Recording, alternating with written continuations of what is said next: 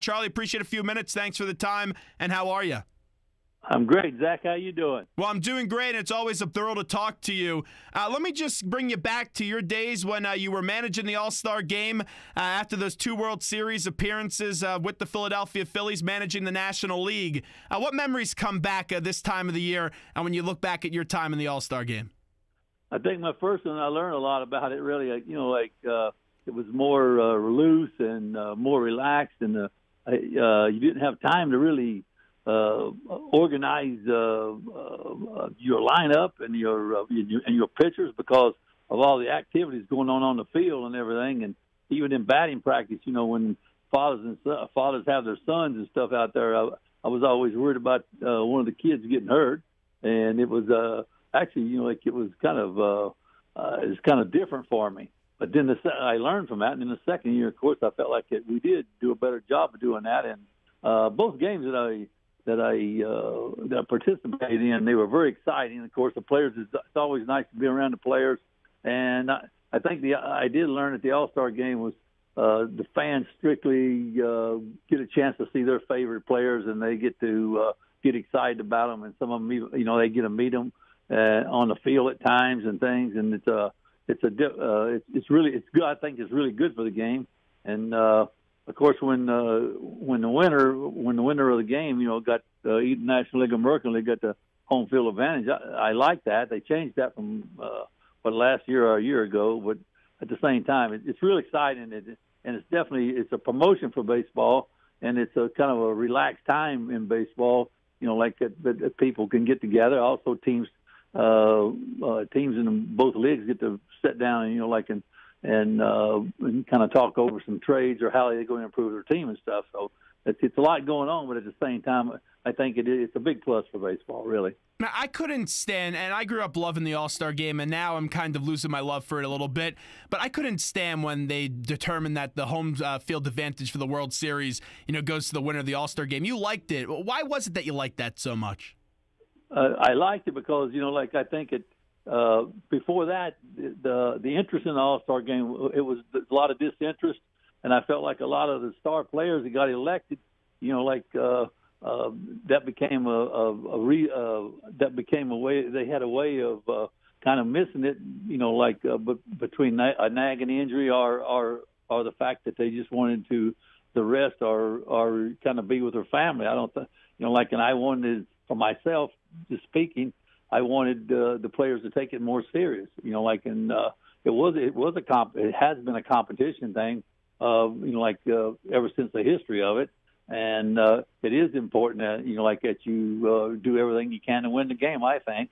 But now this year, Zach, actually, when I don't know a whole lot about it, but I do understand it a little bit, and I think I think the way baseball is turning from when you go to the game, it's more of a family oriented game now, and the game is more it's more about definitely it's about your performance that day and everything, and it's more of a fan thing. They got in a lot of the ballparks nowadays. It's the setting is of you can go and eat dinner in a restaurant or something at the ballpark. You got to make a reservation and all that, and you sit there and plus you pay also to watch the game. And it's became more of a environment of relaxation for families or business trips or something, It drives me nuts, and I'm never going to tell people how to spend their money, but if you're going to see a baseball game, I want you in the seat, and I want you going nuts for your team, not going into center field and sitting down at some restaurant or, trying the speed pitch thing. Like, when the game's on, people should be watching the game, and I feel like now when people go to baseball games, some people just don't have the attention span to sit there for the long game now. Yeah, I think so, too. I agree with what you're saying 100%, really. I mean, my observation of it was, how I feel and everything, how I see it nowadays, not how I would like for it to be. And but like what you're saying makes a whole lot of sense to me, and actually I like it the way you're talking about. If you look at the numbers, though, now, like the home runs this year, they're going to see the most home runs compared to any other season. They're expected to go on pace for more than 6,000 home runs Pitchers are expected to strike out more batters than ever before. They're on pace to go for over 40,000 strikeouts. What does baseball need to do? Because you're starting to see the NBA now have more popularity, and it seems like baseball, which used to be number one in America, is definitely fallen. So how do they win back the fan? I think it basically what you're talking about. There are more strikeouts. There's more. I think that players do try to hit more home runs. I think it, they talk about the launch angle and everything like that. And I think baseball is going more to swinging, hard long swings, even with two strikes on them, or behind in the count, instead of shortening their swing and trying to put the ball in play and actually cut down on strikeouts. But nowadays it seems like that we accept the strikeout, and also the home runs has always been popular. I was always, I think people looked at me as always a offensive manager with a guy who liked the home runs. But if I go back and look, I felt like our good teams that we had, we were definitely more than that. We were small ball hitting teams and playing, and plus we had speed and we played defense, and of course our pitching was very important to us. But nowadays it's definitely it's more, to me it's become more of an event or a show instead of the game, if you follow what I'm saying. Charlie Manuel with us right now on the Zach Gelb Show. Just one more thing on this topic, because everyone now calls to speed up the game, and I always say you don't want to make things too drastic where you just ruin the pure element of baseball. I think there is just something special about that pure element of baseball, growing up as a kid, watching the game and loving the game. What would you try to do personally to try to speed up the game? I guess what I'm trying to ask you, Charlie. Exactly. When I stop and think about it, the things that we've employed in about the last 2 or 3, 5 years, maybe 6, 7 years, I don't know, but the things that we've employed in the game and changing the rules and everything is that, to me, that is definitely has helped put more time into the game, and the game is longer. Like as far as the rules has been changed, as far as the interviews of plays, the reviews of plays, things like that, and then also just the way that you can go to going to the pitcher's mound or batter's box. They definitely sometimes they don't enforce those rules, so therefore the game has gotten, to me, it's definitely gotten longer. But at the same time too, I think it's what you're saying. I liked it the way it used to be, as far as you play the game and you study it, and it's a process that you go through, and it's a game of competition and fight, and the big thing about it was win the game, and that's what created, I think, the games before. Nowadays with the commercials and the things that I'm talking about, definitely has stretched the game out. It would drive me nuts if they limited the managers on how many pitching changes they could make in an inning. That's something I would not want to see, Charlie. Yeah, I think it basically, I don't see them doing that really. I hope they don't. Like you said, I think I think the strategy of the game definitely plays a big part in helping the teams win and things. And I think the changing of the pitchers and things like that's fine for me. I mean, I think the process now is absolutely perfect for the game.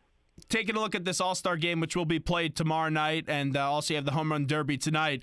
A lot of young stars now in baseball. I know Mike Trout won't be participating, and he's been the preeminent player in the sport, but Giancarlo Stanton's going to be in the Home Run Derby tonight. But you take a look at some of these youngsters, what Judge, Bellinger, and Sanchez is doing right now. It's really remarkable to see how those three players are dominating, Charlie, at such a young age. Yeah, tonight's Home Run Derby, I'm definitely going to watch. I love watching the Home Run Derby for some reason. It gets long at times to me, but at the same time, I don't know if I'd want it shorter or not, because I like to sit there and look at the swings, and I like to see them hit the ball a long ways, and I'm sure there's a lot of fans that like that. Judge and Stanton, if they could lock up, I think that would be really big for the game. But they got some real good young players in there. It's the first time in the Home Run Derby and the All-Star game, and I think you're going to see a kind of a change in the definitely the personnel that's going to be going to the All-Star game for a long time, because we got some great young players there that's kind of cutting a niche in their belt tonight, I think, or tomorrow night when they play. And I think we're going to see a real good game tomorrow night, and I got Scherzer and Sales pitching against one another, and that's a good way to start the game. And actually, I'm looking for a very competitive game, and and the team that plays the best and scores the most runs is going to win, of course. Hey, I have to take you back as we're joined by the great Charlie Manuel right now on the Zach Gelb Show. I saw this story 2 weeks ago that Clint Hurdle was saying that you once called up during an AllStar game and you weren't happy with the way that he was handling your closer and Brad Lidge. You went to Twitter and had a great tweet saying that was fake news. Set the record straight. What happened that night? Actually, I definitely didn't call it. Like I said, that's not my style. No way would I ever do that. But I would say something about it to him the next time I see him. And but at the same time, I did not like it because, Lidge was he was our closer, and and he got up about 4 or 5 times, if I'm not mistaken, at least. And when you get up sometime, it depends on how many pitches you're throwing down there. But that did set him back from when he came back on during the regular season. When he came back, that set him back 2 or 3 days that he wasn't available to close the game for us. So yeah, I didn't like that at all. How many times did you get that, even when you managed in the All-Star game? How much feedback did you get from other managers and coaches? Were anyone ever mad at you when you managed the All-Star game? I think it. I did. I got some feedback. I would say the feedback I got was mostly, I think, from guys that the managers felt like they definitely should on their team that they should have that I should have picked them or they should have been taken or something. And I understand that definitely to a certain degree, but at the same time, every year that happens. It didn't bother me very much because I always felt like decisions I had to make. I had to make them, and those are the ones that I lived by, and and I could tell them just very honestly, why I chose who I did, or the decisions that were mine that I made. If that makes sense. All right, before we let you run, Charlie, let's get into the Phillies a little bit since you're a senior advisor with the club right now. We got to see Nick Williams a little bit. We know the season he was having in AAA with the Lehigh Valley Iron Pigs was very impressive from the season that he had a year ago. What stands out to you so far with what you've seen out of Nick Williams? I think Nick Williams has a lot of potential, but there again, the only thing that he's like a lot of players that we have, especially at the AAA level, that the consistency part of his game, baseball is a consistent game, and that's what produces a high average or a high on base percentage, and high numbers of home runs or extra base hits, and also the way you play in the field from day to day and run the bases and thing. It's totally a consistent game, and I think the players that I've seen that we've got, the Phillies have some what you call very good prospects. I mean, and definitely I look for quite a few of them to play in the big leagues, but it gets right back down to the fact that they got to get more consistent in their performance every day, and they got to be more. Just their game has to be more consistent. Probably, everything you do, like defense, offense, hitting, power, things like that. Their whole game. Williams sits right in that category. He's a very talented player, and like I said, we got quite a few of those. And some of our guys are going to make the major leagues. They might. We might at times, get a little. Not have the most patience with them, but at the same time, in the long run, patience will pay off, and and some of them going to be very good players. I like the talent that the Phillies have, and at the same time, we have to develop that talent, and we have to develop it to be big league players like a Jason Worth or Victorino or Utley and Howard and those guys like that became for us. How about Rhys Hoskins and Scott Kingery? Because Hoskins has been so consistent since AA and now in AAA. He's been unbelievable this entire season. I know it's tough for him to get up right now because Tommy Joseph is playing really well at first base, and Kingery has been such a pleasant surprise this year, and he's quickly moved his way up to AAA. So how about those two players, and Hoskins and Kingery? Yeah, I'll take Kingery first. Kingery's a guy that when I first saw him play, when we first signed him, and I saw him play, like I knew just by watching him, he had a chance to be a good player. But I did not know that he was going to hit with that kind of power and also be able to handle the bat. Kingery for me has made a very big improvements in the last year and a half in the minor leagues, and he's a very good looking ball player. He in every facet of the game, he knows how to play, and he has a bright future. Hoskins, for me, sits right in the same kind of category. Hoskins is a first baseman. Everybody talks about it. Well, he does have a position in the major leagues. He's a regular first baseman, and he can. He's been very consistent the last couple of years. Actually, from Lakewood all the way up, he's been consistent. But at the same time, he shows that he plays the game on an everyday basis, and he can get to your good fastball. He can get to a guy like Chapman or somebody like that's a 100-mile-an-hour heater, and that right there is one of the biggest first things that you look at in a big league hitter. If he can hit the big fastball, and Hoskins can do that. He doesn't strike out as much as you think he does. If you check out his stats and things, and his walks are very close with his strikeouts, and he has a good on base percentage. Plays the game right. He's going to be a good big league player. And with that being said, I'm not calling Rhys Hoskins up until they get that situation figured out with Tommy Joseph. And Tommy's having a really good season after the slow start in April, because I don't want to have a platoon situation. I want my guys that young playing every day. If you were managing the Phillies right now, would you pull, with all the rumors and all the innuendo out there, would you maybe pull Tommy Joseph aside and have a little bit of a conversation with them, or is that something you just don't touch? I don't touch that. I kind of, a matter of fact, that is kind of a touch and feel situation for me, between, that thing. But at the same time, I don't want to get involved with that, because I think that I let whoever's in charge definitely handle those things. I think that Tommy Joseph's got a quick bat, and I think also that he is definitely growing into being a pretty good big league hitter. Especially because he has good power. He has a quick bat, and he's got good power.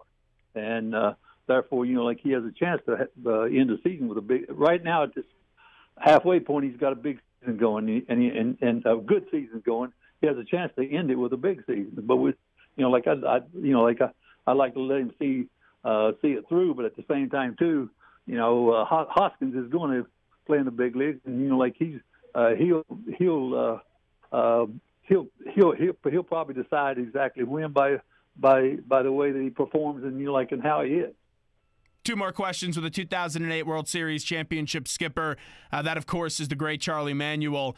When you have a player struggling, and I know that you don't have your hands on him, if you're the manager at the big league club, but when you look at a player like a J.P. Crawford who's struggling in AAA, just since you've been around the game for so long, and he's hitting .211, and he's a highly touted prospect, what advice, just with all your knowledge about baseball, would you give a player like a J.P. Crawford? I would definitely keep interest in him because I do think that he has good talent, and at the same time he's 21 years old, and you got to stay with him. And I definitely would always be upbeat, and and I would always give him as much as my confidence as I possibly could, and I would like to see him perform and and hit the stride with his bat that I think he can, and I think that would be kind of how I would handle it, and also I would monitor him as far as his hitting and his and also giving him some downtime, but at the same time too I would definitely want him on the field playing and getting all the experience he can get, and he's got to work through his problems.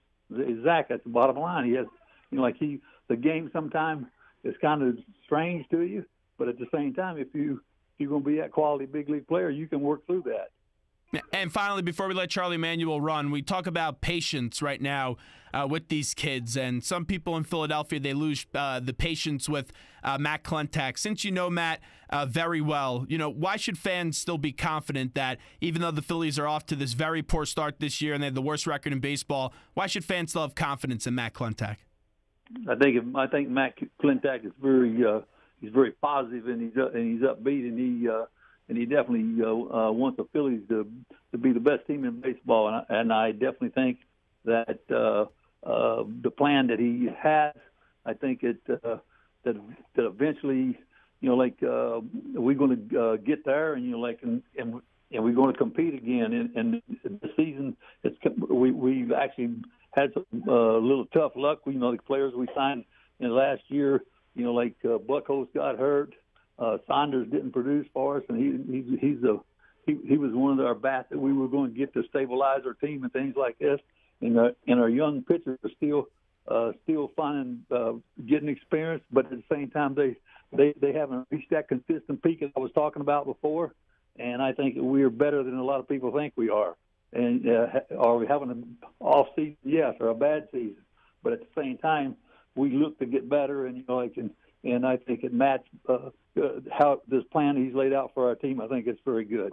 Charlie, always appreciate it. Enjoy the Home Run Derby and the All-Star Game tonight and tomorrow night, and let's get you on again real soon. Always appreciate the time, my friend. All right, Zach, man, good.